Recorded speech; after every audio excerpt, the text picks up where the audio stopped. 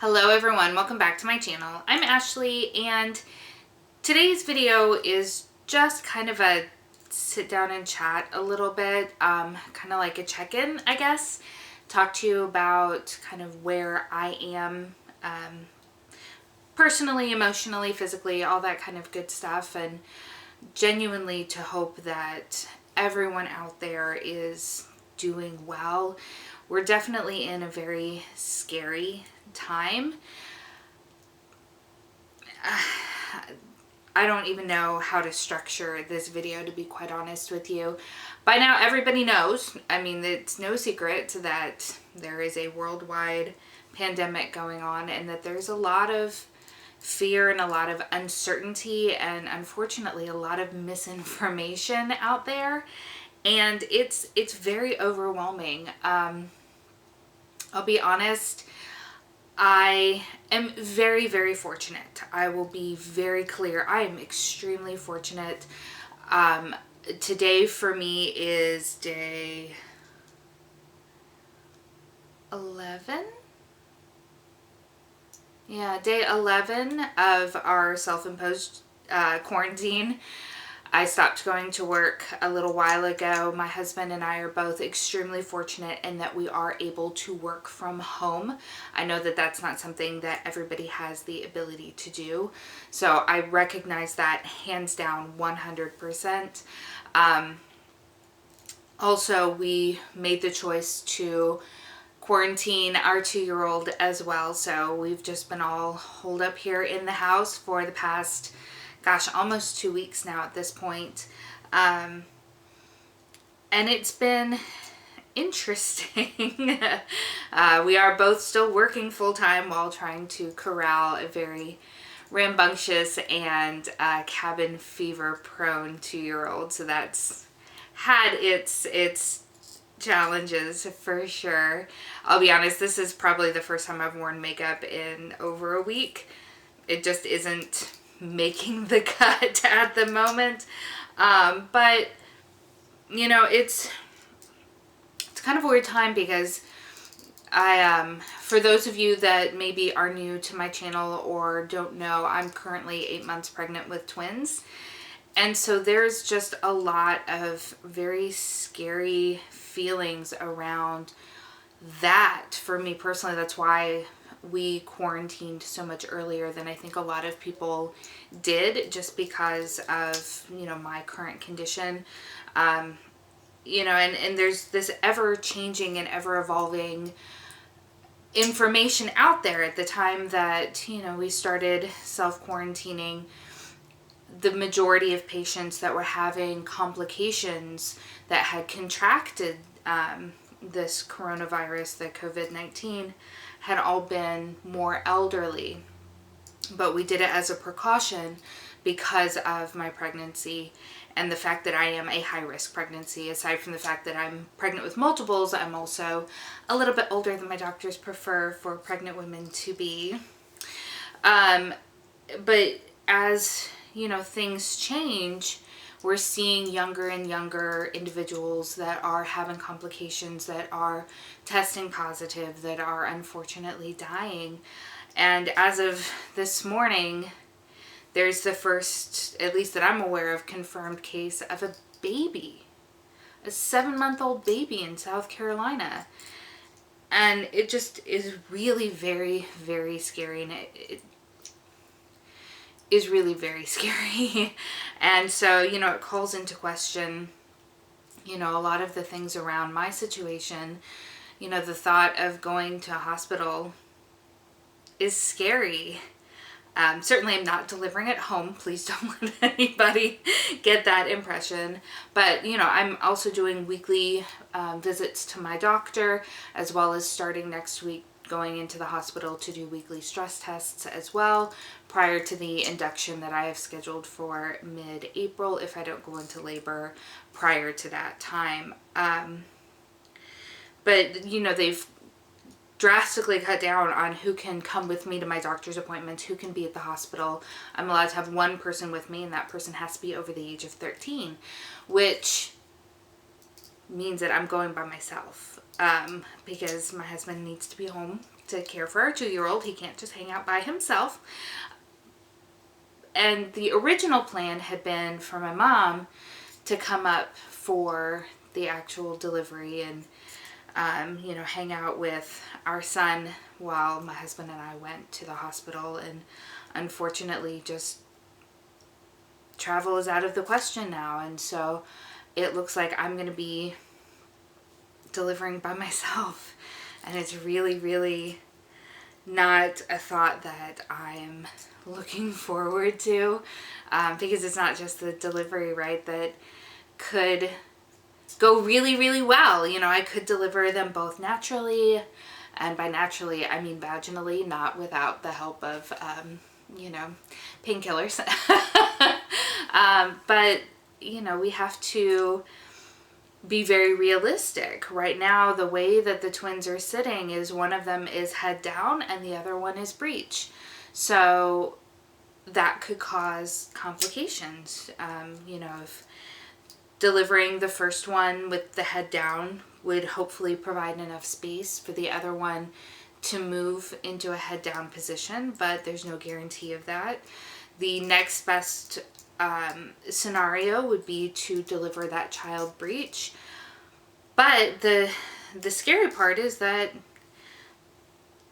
sideways, you know, start to turn but don't turn enough, in which case that's going to create a situation where I have to have an emergency C-section, which is terrifying, you know, especially being by myself. And then certainly the time that I spend in the hospital after that, because at the moment my hospital is not allowing visitors under the age of 13, and only one visitor, which means that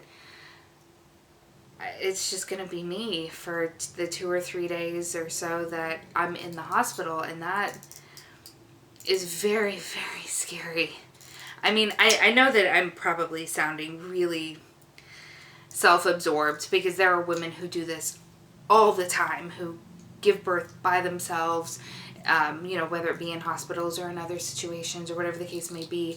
And I know I'm being a big old pansy about it. I realize that I am still incredibly fortunate to be in a position that I am in, but it's still unexpected and still scary. So, unfortunately, you know, like I said, my mom's not going to be able to travel from Texas to the Carolinas here. My husband's parents are both in their 70s and don't travel well, so I don't really see that as being a likelihood.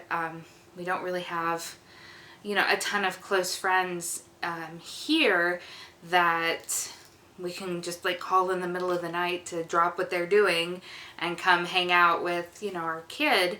And the ones that are close enough are single parents themselves, and so it's just this kind of just odd position. Like, I have friends, please don't get me wrong, but everybody has their own lives, you know, and so and most of them have children and families, and it's not that easy just to simply drop everything. And, you know, especially with, again, everything that's going on, you know, they may not feel comfortable. We may not feel comfortable. I have no idea what anybody else, their thoughts are, and yet it's everywhere, right? Like, I can't not see all of the articles and all of the posts, whether it's on the television or on the internet or when I go onto Facebook, you know, it's everywhere, and it's getting to the point where I'm almost feeling like I need to take a step back from all of those different platforms, because it's getting me in a really uncomfortable mental place where, you know, a couple of weeks ago I was trying to maintain optimism, like obviously making smart decisions and, you know, not intentionally putting myself into, you know, foolish situations or unnecessary exposures, but I was trying to remain optimistic. And the more that it's just everywhere and all of the fear it's genuinely getting to me. And so I'm afraid that I just need to like cut everything off, because it's not putting me in a healthy mental place. And I don't like that. Now, I'm not looking to bury my head in the sand or anything like that, you know, and it's hard because there's like a fine line, right, between making sure that you stay informed and going down the rabbit hole, I guess is the best way to put it. But, you know, as I said in the beginning, my family is at the moment extremely fortunate. We're both able to maintain our jobs and work from home. We haven't been impacted in that way. You know, none of us have been showing any symptoms whatsoever. Everything to this point has been very precautionary. The only place that I have gone over this past almost 2-week time period is to the doctor and back again. My husband has only gone to the grocery store a time or two, but for the most part, we've just been really, really hunkered down and using through everything that we have stocked in our pantry and freezer, because thankfully I have been, you know, a little bit on the lazy side over the past couple of months when it comes to cooking. So we've got a very stocked freezer and pantry.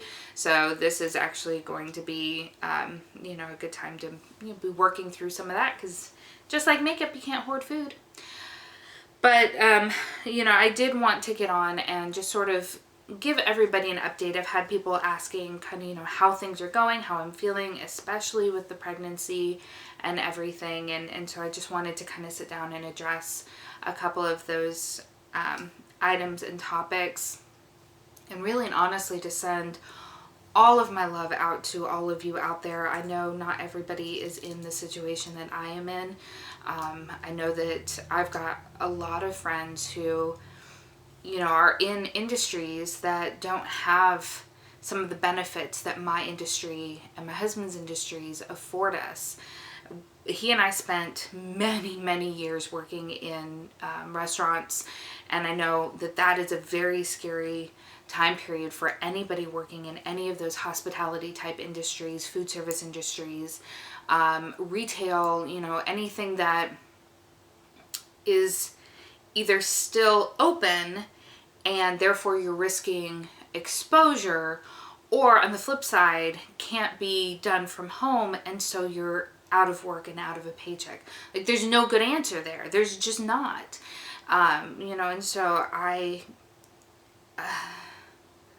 my heart is with you. I know that that is empty and hollow, but it genuinely is, because there are a lot of just really uncertain and scary aspects to this, not just from a health perspective, but from a life perspective as well. So please know that I'm sending you all of the positivity possible, and certainly I'm wishing you health and safety above all things, certainly.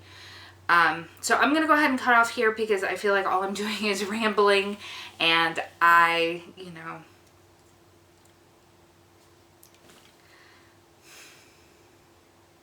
I hope everybody the best. I genuinely do. All right, I will see you next time.